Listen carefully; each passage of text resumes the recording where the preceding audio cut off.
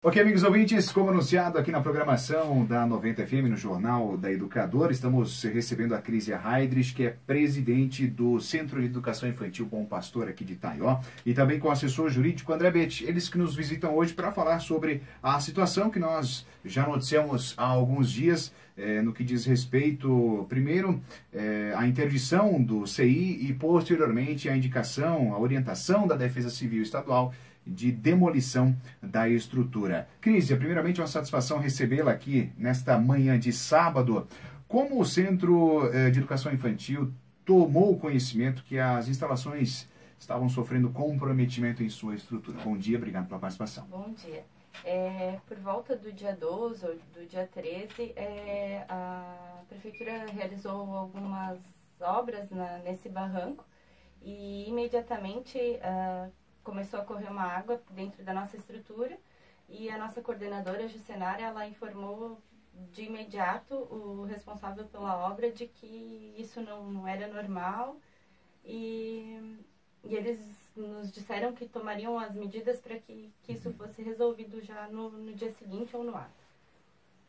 Tá certo. Crisia, e o Cibom Pastor, então, comunicou à Prefeitura sobre isso e qual que foi a orientação, ou melhor, a atitude da Prefeitura após receber essa comunicação e saber que essa estrutura comprometida também afetaria tantas crianças, Crisia? Sim, a gente realizou uns registros fotográficos e no dia 18 nós entregamos uma notificação juntamente com esses registros fotográficos no protocolo da Prefeitura.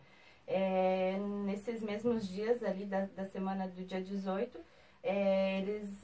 uma equipe técnica formada tanto pela Prefeitura como pela Defesa Civil realizaram algumas vistorias no local e junto com a Defesa Civil Estadual, no caso, né? E a gente soube da informação de que a escola precisaria ser demolida nesse intermédio, né? E essa informação ela também é extraoficial, porque até agora a gente não recebeu nenhum comunicado diretamente da Defesa Civil, a gente só sabe por envolvimento em uma reunião que a gente conseguiu fazer parte nesta segunda-feira. E assim, a gente recebeu essa notícia com bastante tristeza, porque afinal de contas é uma creche com mais de 40 anos de existência e a gente sempre funcionou muito bem no local que estava, a nossa estrutura sempre foi condizente com o que a gente precisava, assim, e tem toda uma história lá, né? Então a demolição realmente nos pegou de surpresa. E qual que será o próximo passo do CI após essa informação da demolição, Crisia? Já de imediato a Prefeitura sinalizou na intenção de ceder um espaço na creche Sementes do Amanhã para que a gente continuasse as nossas atividades através de uma forma de comodato. Esse contrato ele ainda não foi realizado, a gente está só na palavra, assim, né? A diretoria ela já fez uma visita lá no local. É claro que algumas obras precisam ser realizadas, a gente tem que ter uma estrutura pelo menos condizente com o que a gente já tinha lá para trabalhar, né? Então, ficamos no aguardo de eles realizarem essas obras para que a gente consiga iniciar o ano letivo. Então, o Bom Pastor continuará normalmente suas atividades? Sim, a gente continua com o mesmo quadro de funcionários, as matrículas já foram realizadas, os pais já pagaram as matrículas dos alunos, a gente tem mais de 100 crianças inscritas para o início do ano, né?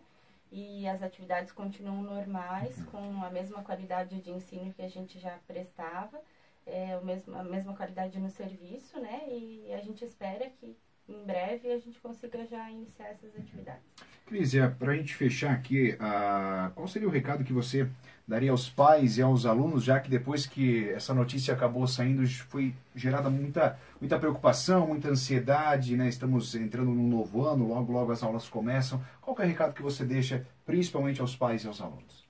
Assim, talvez pela nossa inércia nesse tempo, inércia não, pela falta de comunicação nesse tempo, Parece que o Bom Pastor não estava empenhado, mas não, a gente já está pelo menos há 3 semanas envolvidos diretamente com a Prefeitura e com a Defesa Civil na tentativa de buscar uma solução, e a gente só decidiu falar quando a gente teria a solução para apresentar para os pais, professores e as crianças, né? Então, a gente quer dizer que o Bom Pastor, ele continua assim, serão mais muitos anos de história. A gente inicia as atividades provavelmente no começo de fevereiro, conforme já era o nosso calendário letivo. Talvez tenha alteração de uma semana ou outra na data do início das atividades, de acordo com o cronograma de reforma da entidade lá que a Prefeitura vai fazer, da estrutura do local lá. Mas a gente continua, a nossa qualidade continua, nada vai ser alterado. Além do endereço, o que diz respeito à história do Bom Pastor, nada muda. Tá certo. E vamos falar da área jurídica agora com o doutor André, que é assessor então do SEI Bom Pastor. Doutor, como que está sendo analisada essa questão do desmoronamento, a questão da interdição, dessa demolição do SEI Bom Pastor? Como disse a presidente Crísia, tem muita história. Como lidar com isso, doutor? Muito bom dia. Bom dia. O desmoronamento é um fato notório, né? As pessoas que passam ali pela Avenida João Bertoli, na altura do colégio Luiz Bertoli, podem presenciar sem nenhum tipo de conhecimento técnico que há uma instabilidade no sistema de contenção daquele barranco, que foi, evidentemente, o que deu origem a esses vícios que agora estão acometendo a estrutura física do Bom Pastor. Então, o desmoronamento é um fato notório. A interdição é uma consequência natural desse desmoronamento, porque a Defesa Civil, como um órgão de controle, de proteção, principalmente da vida alheia, ela tem uma espécie de obrigação legal e social de prevenir riscos maiores. Então, o Bom Pastor, ele foi comunicado dessa interdição através de uma placa que foi colocada nos portões de acesso da entidade escolar, não permitindo mais que ninguém entrasse e ninguém saísse sem autorização da Defesa Civil. O que é um procedimento correto, porque nós estamos falando de vidas e estamos falando também de uma área de instabilidade, daquele morro, daquele barranco. Então as vidas precisam ser preservadas. Não houve nenhum tipo de ofensa à integridade física de nenhuma criança ou de ninguém que frequenta o Bom Pastor. Então é bom que haja uma precaução nesse sentido. Agora, a demolição da estrutura é ainda uma informação que ela padece de uma certa falta de concretude no que diz respeito à ordem de demolição parcial ou de demolição total, porque o Bom Pastor não recebeu nenhum tipo de aviso formal de que a estrutura seria demolida. Ora, se trata de um patrimônio privado, as instalações do Bom Pastor pertencem à entidade. É uma história que já existe há mais de 40 anos. Ao longo desses 40 anos foram feitos vários investimentos. Investimentos esses frutos de uma parte de doação, de promoções que foram feitas pelo SEI Bom Pastor, da arrecadação de alguns fundos, e aí ao longo do tempo algumas adaptações, melhoramentos, ampliações vieram ocorrendo que agregou um certo valor a esse patrimônio. E a demolição, ela vai consequentemente implicar no extermínio desse patrimônio. Então o Bom Pastor hoje ele está numa situação de vulnerabilidade, uma vez que nós não temos mais estrutura para continuar tocando as atividades escolares normais. Então, o desmoronamento nós não podemos evitar.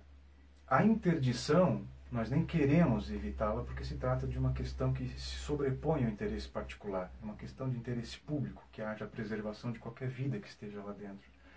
Agora, a demolição vai implicar num prejuízo patrimonial para o Bom Pastor. Mas, nesse momento, a diretoria do Bom Pastor não se reuniu para discutir eventual direito à indenização, quem serão as pessoas responsáveis por indenizar o Bom Pastor. Nada disso está sendo tratado como prioridade nesse momento. A diretoria, desde que iniciou o problema do vazamento de águas e das rachaduras, das fissuras nas estruturas, concentrou as suas atividades e as suas preocupações no que é o bem maior do bom pastor, que são as crianças. E é também a sua atividade, uma espécie de serviço público que se presta, né? A educação de crianças que lá têm as suas matrículas e que estudam na escola. Então a prioridade foi, primeiro, preservar as crianças e depois oferecer a elas uma continuidade desses serviços que são prestados, porque nós estamos tratando de praticamente 100 crianças diretas que estudam na escola. O reflexo disso são 100 famílias. Então são praticamente 500 pessoas que dependem diretamente do bom pastor. E no momento em que houve a interdição e a notícia informal da demolição, criou-se uma preocupação dos professores, né, do corpo discente, do corpo docente, do bom pastor, da diretoria, de quem depende daquilo lá, dos pais, porque, em princípio, as atividades do bom pastor teriam que ser encerradas, porque o bom pastor não tem um caixa para viabilizar a construção agora imediata, em caráter de urgência, em um novo local, de uma nova escola. Isso implicaria um investimento mínimo de 2, 3, 4 milhões de reais. Aquisição de um terreno, construção de uma área com a mesma capacidade de abrigamento dessas crianças. Então o bom pastor não tem essa receita financeira para resolver o problema nesse momento.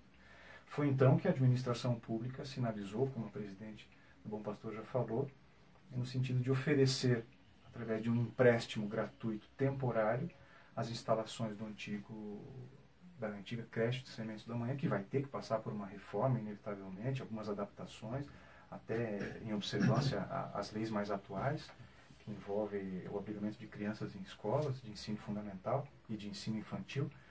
Então, a nossa preocupação maior, juridicamente falando, foi em garantir para as crianças o direito que elas têm de continuar estudando, os professores garantir os direitos trabalhistas, de continuarem trabalhando, até porque uma rescisão em massa dessa natureza implicaria também um investimento muito grande, que o pastor hoje não tem condições de fazer isso, e nem quer fazer isso, porque os profissionais que estão lá, o bom pastor depende muito mais deles, do trabalho bom que eles fazem, do que eles dependem do bom pastor, porque eles, como bons profissionais, teriam um emprego garantido em qualquer outra instituição, né? Mas o bom pastor precisa deles, porque a boa história do CI Bom Pastor depende também desse bom trabalho que os professores prestam.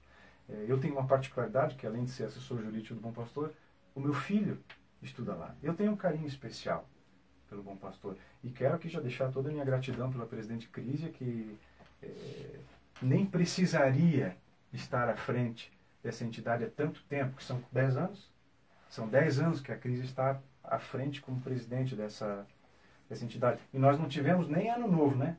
Nós não tivemos nem Réveillon esse ano, porque tudo começou no dia 12, 13 de dezembro, no dia 2 já estávamos em reunião na prefeitura, ontem já fizemos uma reunião com a diretoria do Bom Pastor para definir algumas estratégias, né? Tanto de ressarcimento indenizatório como de continuidade do serviço.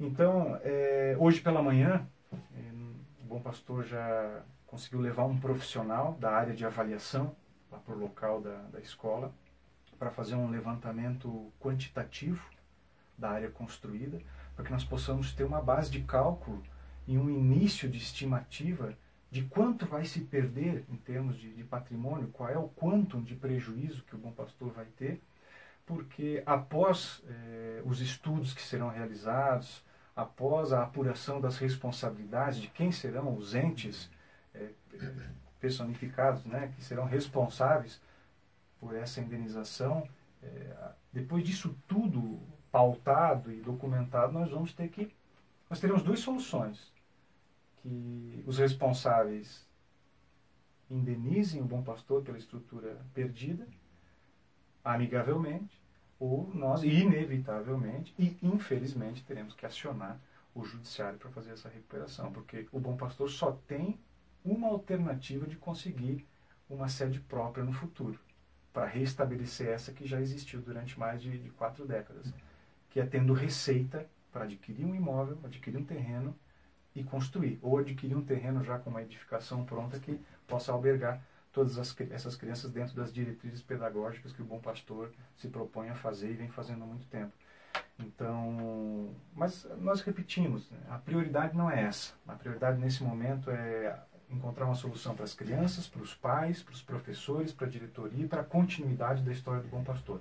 Num segundo momento, depois das apurações devidas, nós vamos nos reunir novamente para dar início aí a algumas conjecturas, alguns procedimentos extrajudiciais e judiciais para garantir ao Bom Pastor que tenha de volta as suas estruturas, né? Que não são mais possíveis fisicamente, mas que sejam indenizadas dentro do que é a correspondência da sua estrutura, para que nós tenhamos isso o quanto antes de volta, para também dizer para essas crianças que nós não estamos mais num lugar emprestado por ninguém. Nós estamos novamente num local do Bom Pastor, que é uma garantia jurídica que é devida ao Bom Pastor, é uma garantia jurídica e, sobretudo, social, né, que deve ser garantida ao Bom Pastor, uma vez que durante 40 anos a história foi feita de maneira autônoma e agora nós queremos restabelecer isso aí. E se precisar o uso da força judicial, a assessoria jurídica vai dar todo o suporte para isso.